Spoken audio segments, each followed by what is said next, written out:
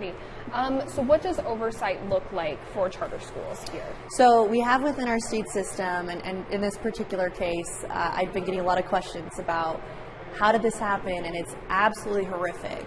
And this individual should be extradited and brought back to face justice. But the licensing requirements are the exact same for teachers in a charter school as they are in a district school. And additionally, they're going to be receiving a similar training. There may be a different pathway on their degree, but from a training perspective, it's the same. You have obviously the State Board of Education, but you also have the charter school board that'll have oversight. And I've been in conversations today where they're definitely communicating with this charter school to see what the process was that was followed, obviously communicating and collaborating with law enforcement. And so that'll be something as they work through with this school, what kind of safeguards could be put in place and how this happened, right? Does this case make you see a need for any change moving forward? So I'll tell you, this case is disgusting and terrible and horrific. And again, I think this man should be brought to justice. And anyone who's in a position of power and praise on our children in Utah, there's a special place in hell for them. But I will say, you know, these kind of things happen both in charter schools and in district schools, and it is terrible, and they should be treated accordingly in our criminal justice system. Now, to your question, does this mean there's going to be legislation or additional oversight?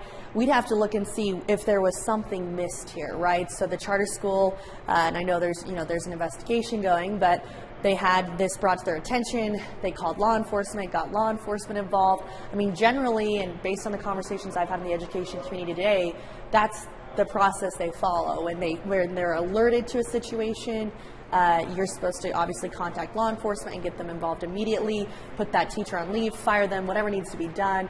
Now, I think the question could be asked, how long has this been going on? Were there warning signs? How are they supposed to identify that? And that's an ongoing discussion that I think as more facts come out about this case, we'll be able to have a better idea. Okay. Yeah. And then, do you think there's room for improvement in improving oversight and accountability for charter schools? So again, I don't think this is a charter school issue. I truly think that you have terrible people in this world, in any industry. And you have district schools, you have charter schools, both are public schools, both receive state funding and are licensed the exact same ways and have oversight put in place, right? And there are charter schools can be shut down if necessary, and that's something the charter board would review. And so I'm sure that's all options, I'm sure, on the table here. But again, if you look at this, once it was raised attention, in my understanding, they contacted law enforcement. And so to me, it's okay, how do you prevent something like this from ever happening so that a person like this is never in front of our children? This guy had a background check. He cleared a background check, right? So they took the preventative steps in place based off of what my understanding is now. And so it's how do we just prevent people like this in general from becoming involved in the education system. Also, obviously he was able to flee, get to Brazil. We're going to have to extradite him and bring him back. And so that is something I'm definitely supportive of, and obviously condemn this in the strongest terms.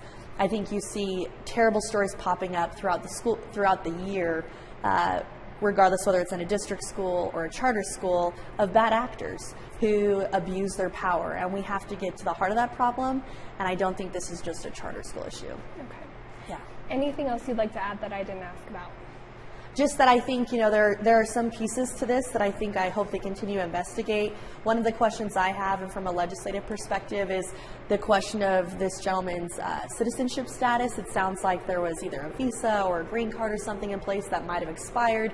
And if that's the case, I think our school system should be checking when they have someone who's working in the system, making sure that they are still legally working here. And obviously there are some holes that we're working to find the facts on, and that's something that if we need to, we will seek legislation to fix. All right.